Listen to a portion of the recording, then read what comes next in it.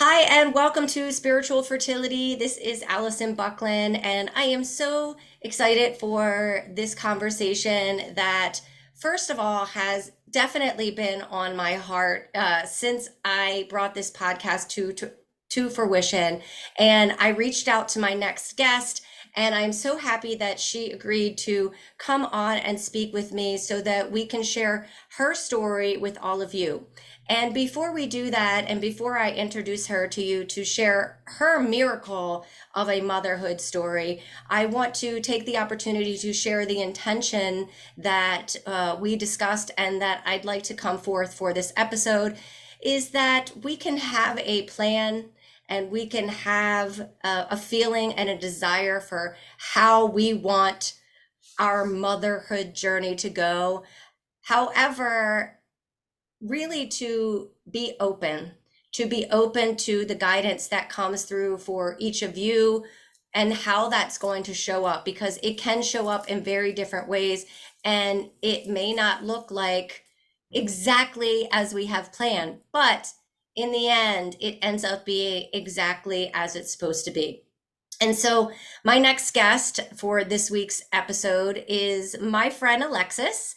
And we have known each other for many years now. And Alexis is the sister of another one of my friends. And I knew that I wanted her to share her story. So, I'm going to ask her to introduce herself and then also share with you how she was led and how she was divinely guided to motherhood because it didn't look like how she had planned. So, Alexis, why don't you share that with the listeners? Sure. Hi everyone. Thanks, Alison, for having me on. As Alison said, I've always known I was to be a mother. It's just like one of those things that deep down I knew. And I would say I was raised in a Christian home, and at an early age, my mom would volunteer with a crisis pregnancy center through our church, and that crisis pregnancy center would work with women in a hard place, whether they help them get on their feet and parent, or they help them connect with an adoption agency and choose an adoption plan for their children. So I was aware of the concept of adoption at a young age, and I always just like thought within my heart, like, oh, I will adopt someday. What I expected that to look like was that I would get married, my husband and I would have biological children, and then I would adopt, right? Well, today I sit here, uh, 39, and I am a single mother of two of the most precious little boys, 4-year-old and a 1-year-old. So I got to a place in my life where a husband was not coming around. And I would look around, you know, different women in my life, especially through work or whatnot, and I'd see these women parenting single, who did not have my means, did not have the support system, or just different places of life, and they parented. So kind of just when I was about 30 or so, I really felt that God put in my heart, like, hey, if by the time you're 35, you should move back to Pennsylvania, which at the time I was living in the DC area, and to be near family, and then you should adopt at 35. So, yeah, so I got to a point where I just, that was like a strong, like, God put that on my heart, and I'm like, okay, it sounds crazy, but we won't get there. I'll find somebody. Right. I'm sure that was you when that comes through in your Mhm, guidance, in your prayer, in your intuition, in your quiet moments that you are mhm, recognizing, okay, spirit. I mean, and it's very specific because we can recognize and we can hear the presence of spirit speaking to us and that guidance that comes through. I fully mhm. understand that. But then you hear this and you're like, well, sure. Okay. I can, Yeah. yeah. So that came through for you. And you're like, okay, if you're 30 at the time and you're starting to hear these messages. And Mhm, so then you kind of still thought that it was going to go as you had planned, but that didn't mhm. happen. And then the time comes and you're Yeah. 35. Yeah. So it was probably maybe like 33 or so. I thought, okay, well, this isn't, no future husbands in the picture. And I thought, well, maybe I'll go ahead and start working on moving to Pennsylvania. And then, I'm the one that said 35, not God. And like I'll move there, get settled, and then start the adoption process. So I started applying for jobs. I had an interview. It went well, went through all the rounds, got the job offer. And the very next day, my dream job company calls me out of nowhere, who I'd interviewed with a couple years back. And they're like, hey, we have a position for you. And I'm like, great. They're like, we're doing an expansion, XYZ. I'm like, great. Is there a position in Pennsylvania? They said, no, it's in DC. And I said, oh, well, I'm moving to Pennsylvania. So I need like Pennsylvania. Well, it was my dream job. It's something I had wanted to do since I was little, and I couldn't turn it down. So that was God like halting my plans again and saying like, no, I need you here. So I stayed in DC. That job ended like a year and a half or so later. And I found my current job and company shortly after that. And I started getting to a point where I started having conversations with some friends, and just like, hey, you guys really put this on my heart. I'm praying about it. It's really scary. One friend in particular, she and her husband were experiencing infertility, and she had shared with me that they were starting the adoption process for international adoption. Mm-hmm. And so that was like, I was like so supportive of her. Another friend, her and her husband were experiencing infertility. I was pushing them towards adoption. This is on my heart for me to push her towards adoption, right? Right. We even attended an agency meeting together. And I remember sitting with her one night and just like crying and said, she's like, well, like, what do you like? I was like, one, this is scary. And like, two of the things, were that I wasn't your family and who would watch the baby. So that was like the start of 2018. I'll say that. And within months, like 5 to 6 couples or families from my church moved into my neighborhood. Like, oh, wow. So I'm like, there's God being like, okay, you don't have family? Here's family. Not how I thought it was. Yeah, I thought it was gonna be my family in Pennsylvania. No, it was my church family. So that was really cool. And then the friend that was adopting internationally, one time we were talking and she's like, hey, when you adopt, if and when you adopt, like, I'll watch your baby. I'm going to stay home. And I'm like, okay, there was like another thing. God was just like, kept saying to me, like, are you going to trust me? Are you going to trust me? Are you going to trust me? So, so that was finally it. And by summer of 2018, I really started doing all the research, went to agency meeting.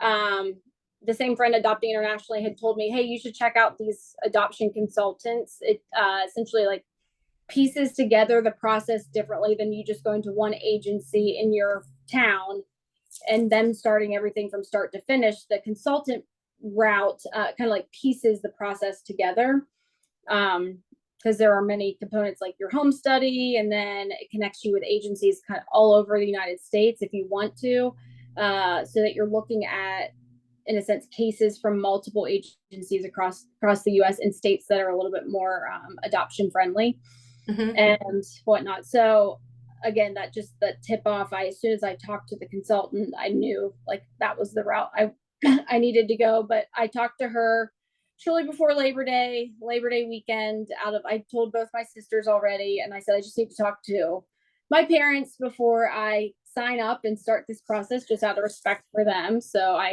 I pulled them aside Labor Day weekend and said, we need to talk.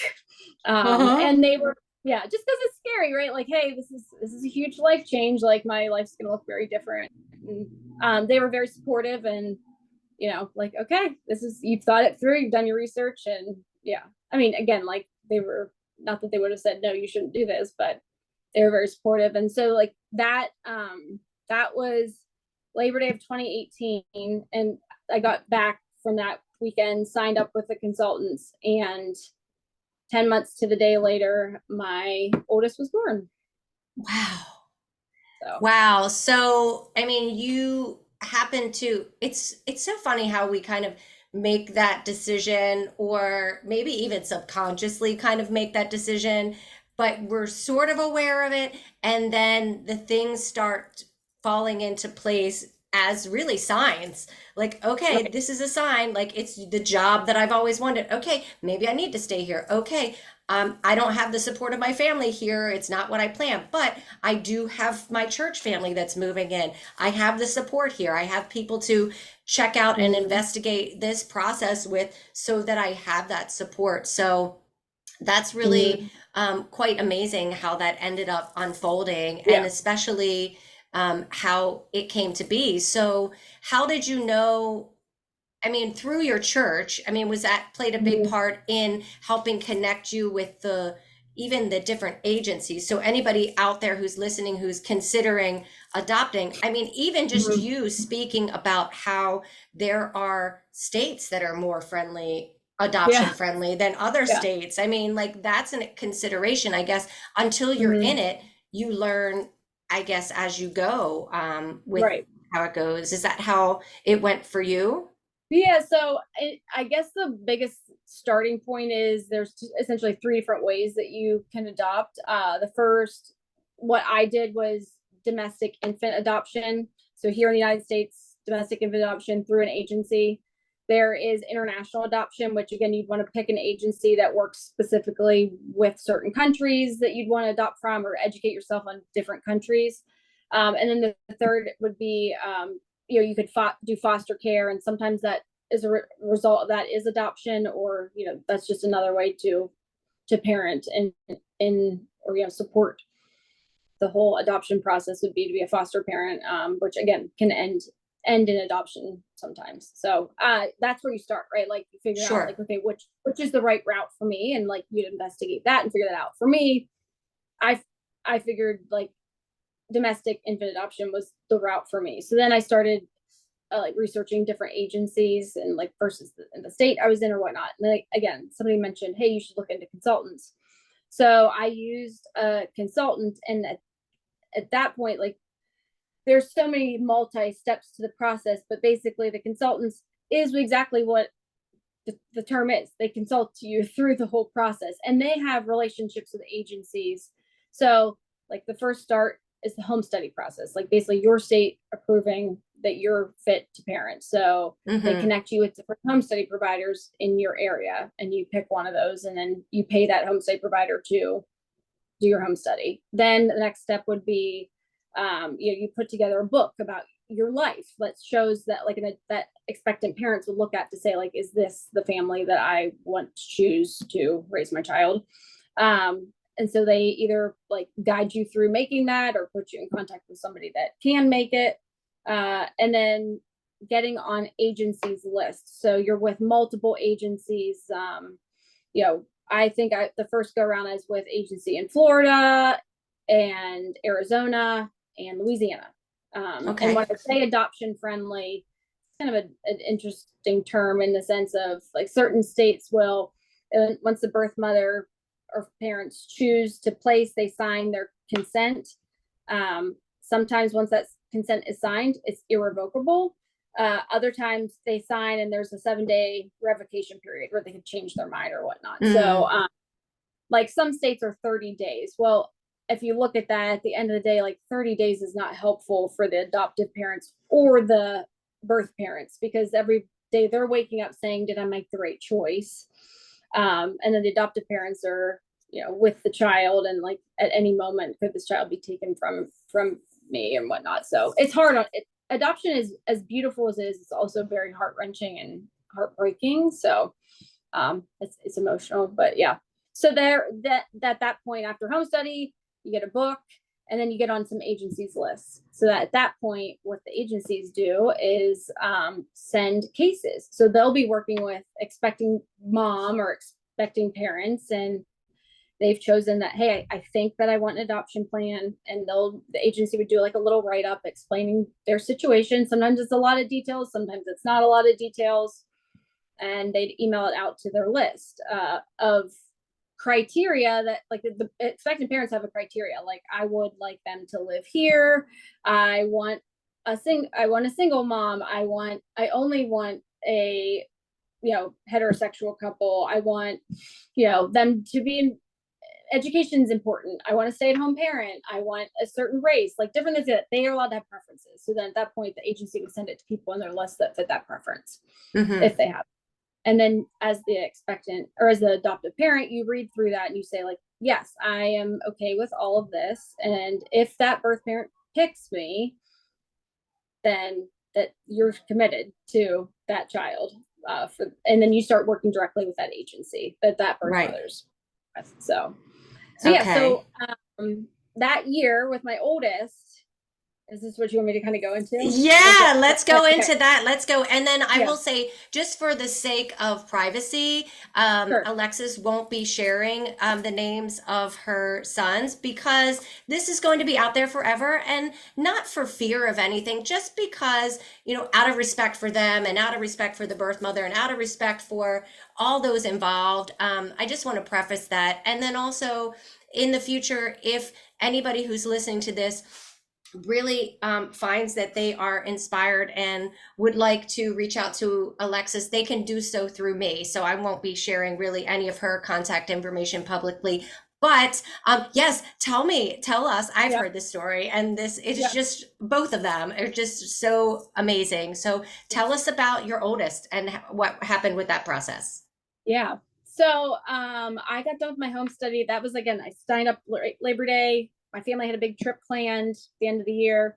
So I was like, let me get my home study and book done and everything. And then I'll like January be ready to go. Well, it was all done in middle October. And I started getting cases and reading them. But they were babies due ahead of time, before the new year. But so I really got started early January or December even. And I'd see a case come through and I'd say, yeah, let this mom consider me, and understanding that, like, I'm not a traditional household. And if you look at a adorable couple with like the perfect house and that and the other, like, again, like I said, adoption is it's a beautiful thing, but it's also really heart-wrenching. And I wasn't looking at cases of like pregnant teenagers, right? Like, these were cases of broken situations, trauma.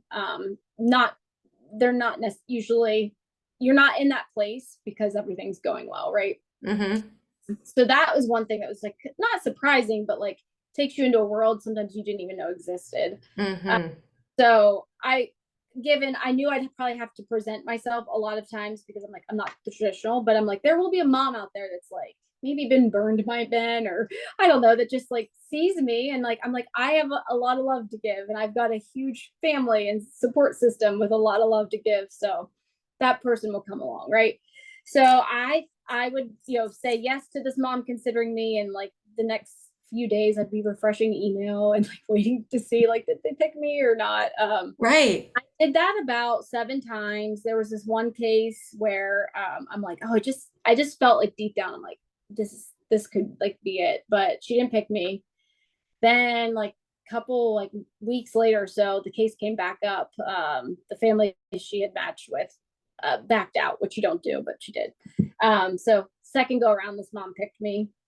She was due with a baby boy in April of that year, and her and I connected, and I flew to Florida to where she lived, and we met, and it was great. And she just was so sure, like, this is, the baby had smiled on a sonogram right when the tech had asked her, like, hey, what are you going to name him? And she said, I don't feel right naming another woman's baby. And then the baby smiled. So it's just like, she had the reassurance moments, I had the reassurance moments or whatnot. So my family planned a baby shower, and we were waiting for baby at middle of April. So her due date came around, and like her and I had been texting and communicating, and we thought it was a good idea for like me and my mom and I flew down to be there.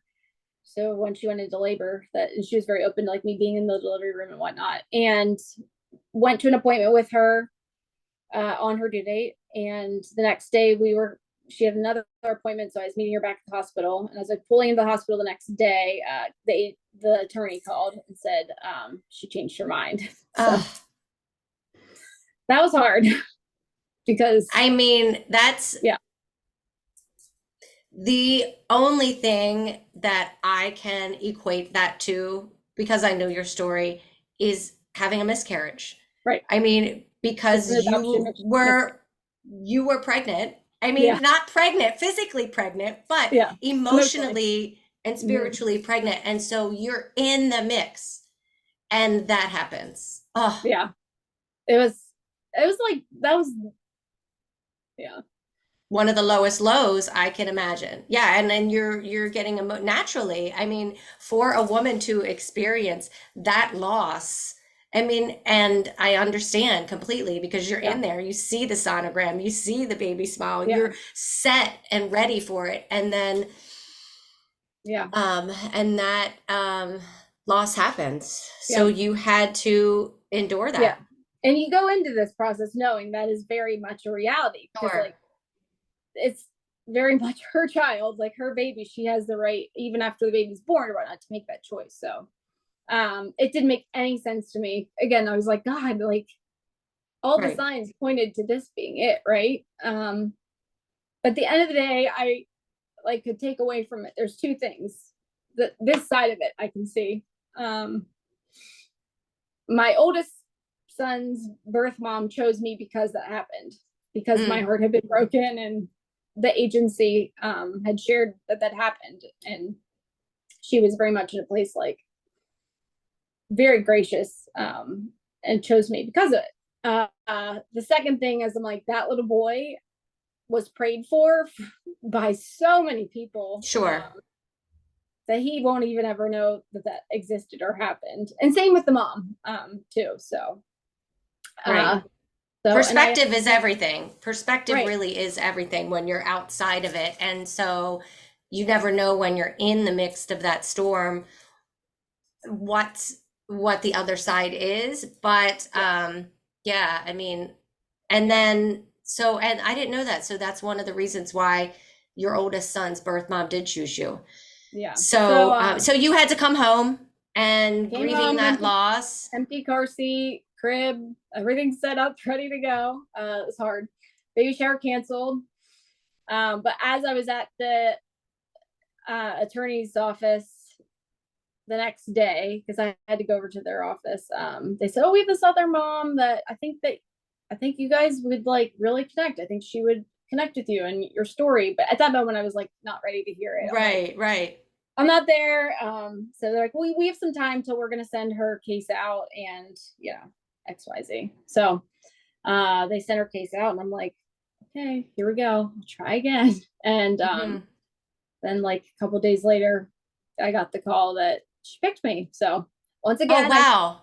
yeah, yeah. So, but it was hard to be excited. Like everybody else in my Right, life was right. like, everybody else in my life was like so excited. I'm like, I'm glad you guys are excited. I can't get there. Right. Like, Sure. cause I had to put up this like protective wall. So she was due middle of July. It's May at this point, and flew to meet her. Phenomenal meeting. Um, I love her.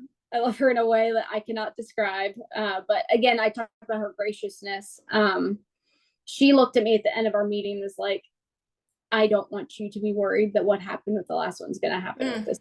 Like, I know that God has, and she's like touching her stomach. I know this God has this baby for me to bring to life to be yours. And like, Oh, for a woman to say that, I mean, again, her graciousness. And I will just say, like, I think a misconception with adoption, and nothing against anybody that's ever said this or whatnot, to ever be like, oh, you were meant to be the boy's mom, and you were meant to be, like it's all meant to be, and this, that, and the other. And I'm like, at the end of the day, I don't think that I was meant to be my boy's mom's, because I don't think that God wants broken families, right? Like that's not his ideal plan. His plan is not for brokenness, but in adoption there's much brokenness.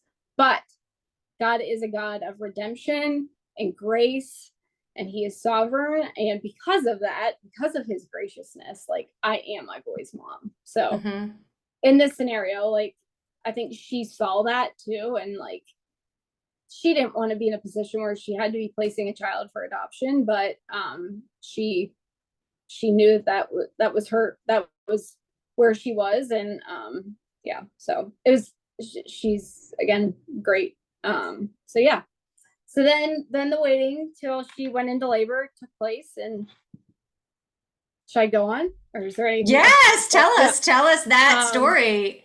So she was due mid-July and had a couple of things coming up. It was like 4th of July, I was going away. And then from that trip, driving to the beach with my family. So I packed my car ready for at any moment, like I could get a call that she's in labor. So July 3rd of 2019, I spent the day on the lake with friends and had a great day. And we are getting ready for dinner. And a friend and I ran to Costco, and I'm driving back from Costco and got the call that, hey, when can you get to Florida? She's in labor. So threw everything in my car, and I was about 6 hours away from where she was. And she had fast labors prior, so I didn't expect to get there in time. But she gave birth and called me right after he was born so I could hear his first cries. Again, super gracious. And then I got to the hospital 3 hours after he was born. And the whole plan all along was that my mom would be with me and we'd fly together, but that didn't happen. So thankfully, I had a friend that was in the military that was in that town that I had met when I lived in DC. And so I called him and I'm like, hey, would you go to the hospital with me in the middle of the night? Like, she gave birth and I expect my mom to be there, and I want somebody to videotape, us meeting. And he was like, oh, I'd be honored, so. Right. Wow. Yeah. So he went with me, and I walked into the room, and his birth mom, like, again, just her graciousness was like, Mama, here is your son. Oh. Handed him. Okay. So, and I was so excited. I wasn't emotional. It was like all like, Oh my so, goodness. yeah. And then you're like, okay, I have Yeah. this baby. And then Mm-hmm. how long, because you had to stay in that Yeah. state, and for like the time being, Yeah. I recall, for things to get like finalized before Yeah. you brought Yeah. him So, home. in that state, like, irrevocable consent can be signed by birth mom at 48 hours after birth or when she's ready to be discharged. So whichever happens first. Hmm. So from the hospital, like, I was given my own room with him, and she had her own room. And then my mom got there the next day, and she signed consent, and then the attorneys came over, and then birth father signed consent, and then the attorneys came over and placed him in my guard, like, they were guardians, but legally placed him with me. And everything's supposed to go through court, so you've got like a period. But at that point of like irrevocable consent, like, that's pretty much like a done deal. So then, like, they call it interstate compact, placement compact, ICPC. So that state has to clear you to leave, and your state has to clear you to come in, and so that takes some time. So you just, like, my mom and I hung out and waited until we got state clearance, and then at that point we could head back home. So yeah, Yay. it was And a whirlwind. Yeah, right. And now you're a mama. I mean, you had right, that mother energy. I mean, as soon as you start, like, you're a right, mother in your energy by starting the process, because you're prepared. You've right. entered into this and you're prepared for it. And then you have this miracle in your arms that, Yep, with a support system and with God's love and guidance, and yep, you get to begin this life together. And that's yeah, so beautiful. I've got to watch that unfold and see, and it's just so beautiful to hear you and share that story and provide that hope, and see your little one grow up, and now you have two. So yeah. go So into, like, I mean, was yeah, God like, I know, I mean, you shared with me before we started, you kind of knew that you wanted mhm, a sibling for. yeah, yeah. So and I'll also say this, after the fact of after adopting and whatnot, for all the women out there. I remember there were a couple of things I said after I adopted him and, had been parenting or whatnot.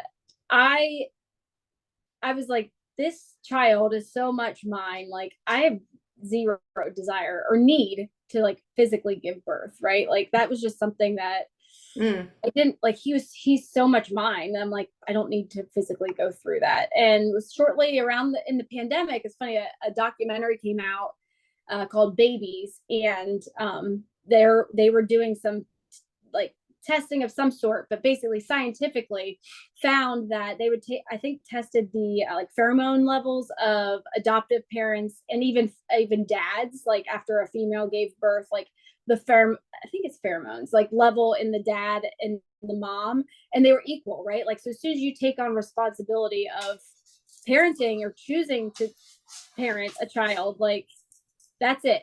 Chemically, physically, like, you're it, right? So I was just kind of like one of those like scientifically that backed up like what I was feeling and what I knew. That I'm like, hey, just because I didn't physically give birth, like, this child is so much, like a part of me. So but I knew all along that if I adopted once, I would probably adopt again, unless, like, again, God's plans of a husband and him having children or us having a biological child happened. But I didn't want there to be too much space between kids, and I wasn't getting any younger. So when my oldest turned 2, I started the whole process again. And actually, in between all that, I moved to Pennsylvania. Right, because you came back to the DC area with your support system that you had there, and then I mean, because I know your sister lived nearby, like, so you just had like a lot of support there, and then so you did move back to Pennsylvania and have a job there. You were able to go. Yeah, my company, a position opened up, and at the time, my oldest sister and her family lived in that area, and I just, like, DC was wonderful and I loved it, but like cost of living, and I was in a 1-bedroom condo with a loft, so an opportunity to move with my company came available and I took it. And then what's crazy is then my parents moved a year later to the same town. And then last year, my other sister moved to the same town. So I'm like, now we're all here, and it all worked out. But yeah, so, but again, it was just those things, like, at that time, like, God had those people there with me, supporting me. And then now, it just looks different, and I'm so thankful for a, attached garage with getting 2 kids in the car in the morning. But yeah, so when my oldest turned 2, I started the process again. And what was interesting this go around, it was a lot slower. COVID changed a lot with the adoption world.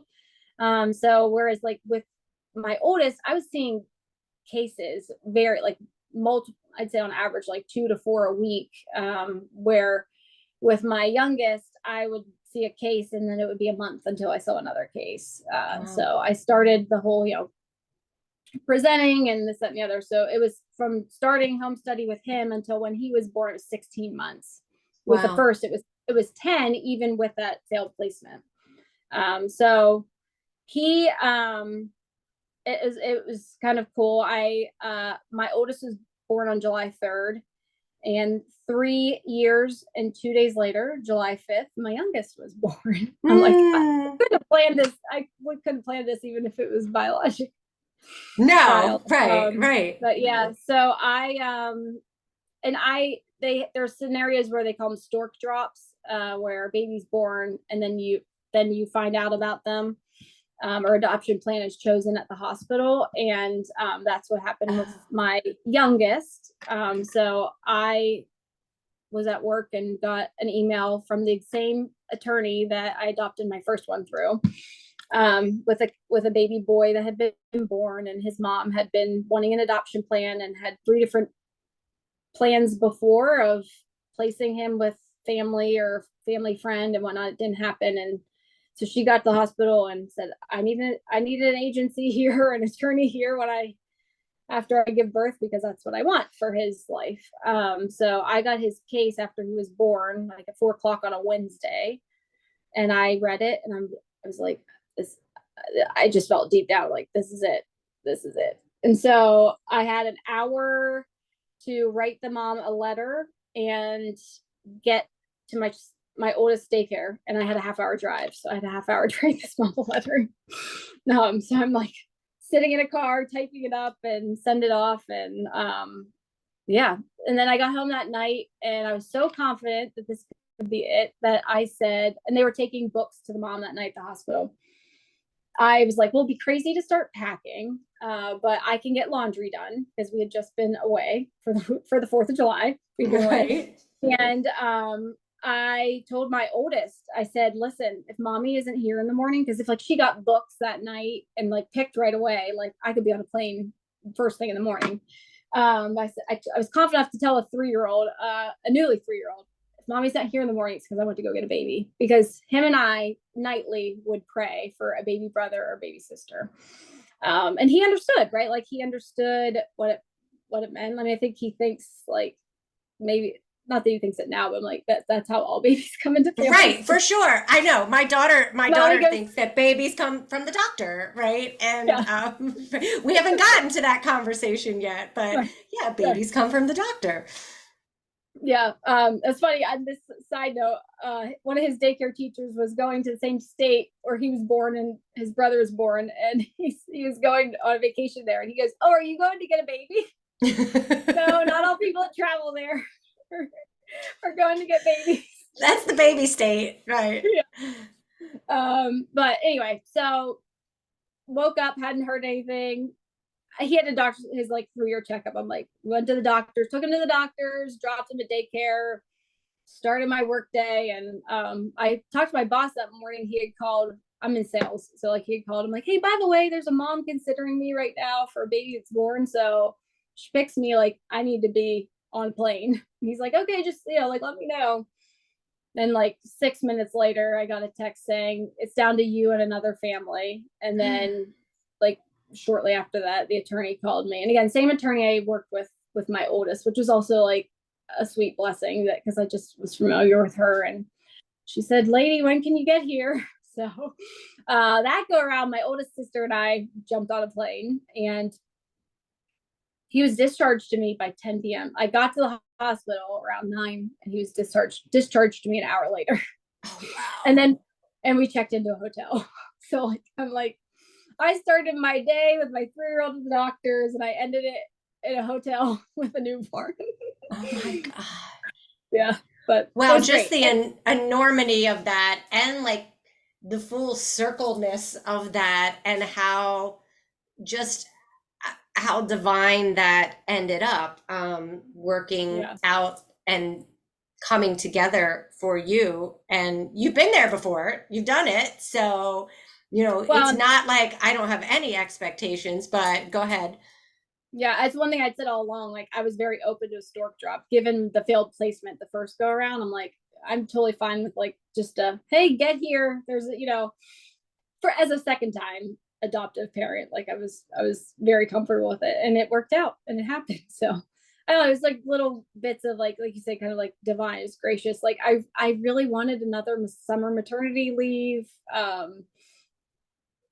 Same that happened. My oldest sister was the one that was like planning to go with me, and she had actually scheduled off the next week and didn't have anything planned. Like she just was off.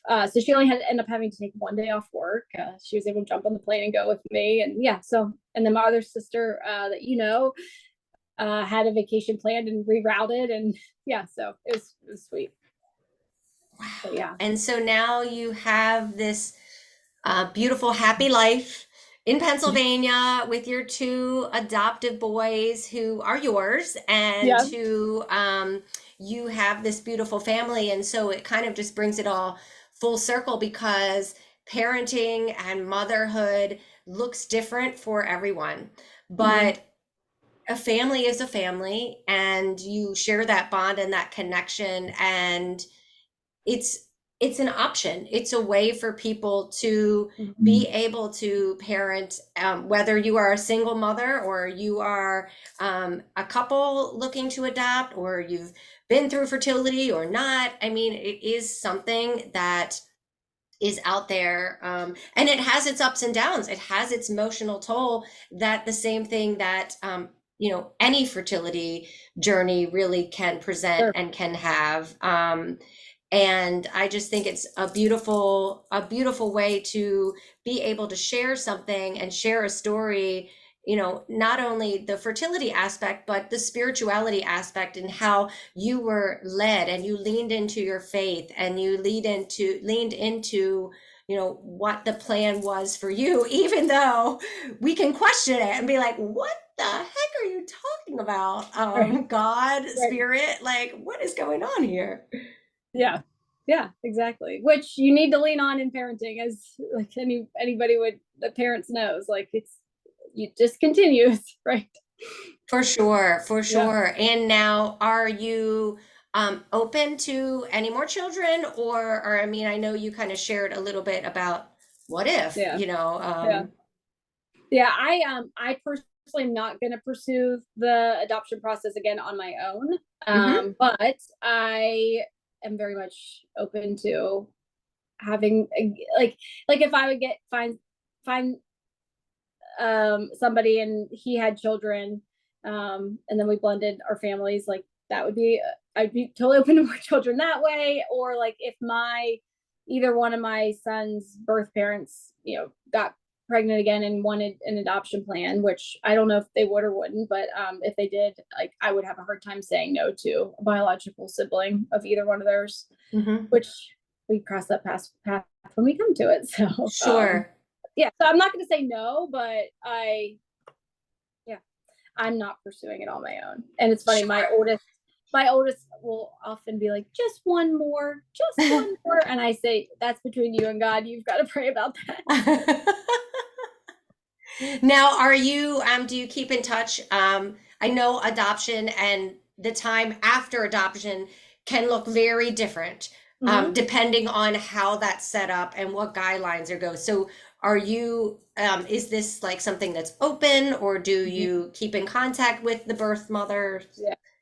Yeah. So everyone has different definitions of kind of like open, closed, or whatnot. More and more in this day and age, like all adoptions usually are open. Like me, and Hmm. open can simply mean like they knew who you are and you knew who they are. Hmm.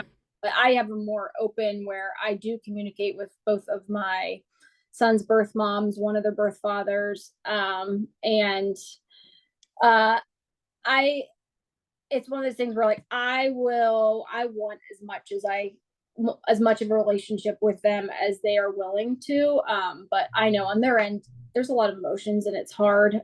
So like, whereas one of them like said they wanted yearly visits, and I'm very much open to yearly visits, but like she's just hasn't been ready for that or wanted that yet. So like, she thought like everyone thinks going into it maybe like what they want, but that can be volatile and change throughout the years, I think. So I'm open. And sometimes we are very communicative, other times we're not. Both the the oldest has biological siblings with another adoptive family, and we have gotten together a few times, so that's been fun. Both of them know like as much as they can understand that they're adopted, and that's how they were in another woman's belly, and they chose me to be mom. So, and it's cool. Like I think at a very young age, even the oldest, like by 2, like understood that in whatever in his 2-year-old brain as he could. I have photos of both of them in their bedrooms, like me, their birth mom, and them, like in a frame in their rooms. So like that will always be like, and we pray for them every night. Like so, they're very much a part of our conversation in their lives. Well, that is so beautiful. And I mean, it really drives home what spiritual fertility is all about. And I am going to wrap it up because I know that you need to move on. My computer battery is kind of running out. So that's another reason to wrap it up. But I just want to thank you so much for coming on and sharing your story, and being able to provide that guidance or that hope or that inspiration, because somebody someday might listen to this and this might be the nudge that they need to Yep. answer their call to Mhm. pursue something that's outside of what they had planned. And that's Right. really the intention coming full circle too, that we have to be open because things can look differently than what we have planned, but to kind of follow that path along the way. And for anybody who's listening, please subscribe to Spiritual Fertility, share this episode with a friend, write a review because that will allow this platform to get into more people's ears and eyes and grow along the way. So thank you so much, Alexis. Yeah, thanks for having me on. And I remember after the first one, I said, I don't know why I didn't do this sooner. So there's no, Mm, it's scary, but it's the best thing that ever happened to me. So yeah, I mean, being a there's so many mom positives. is Yeah. it's the greatest gift for sure. And through this process, I mean, with me, it's similar for the fertility journey. You just Mhm. appreciate every little moment because you know how difficult and how that journey was to get there and to get Mhm. them um and how that is just so beautiful. And so continue on with your beautiful loves and we will talk again soon. Yeah, good to see you. Thank you for having me on.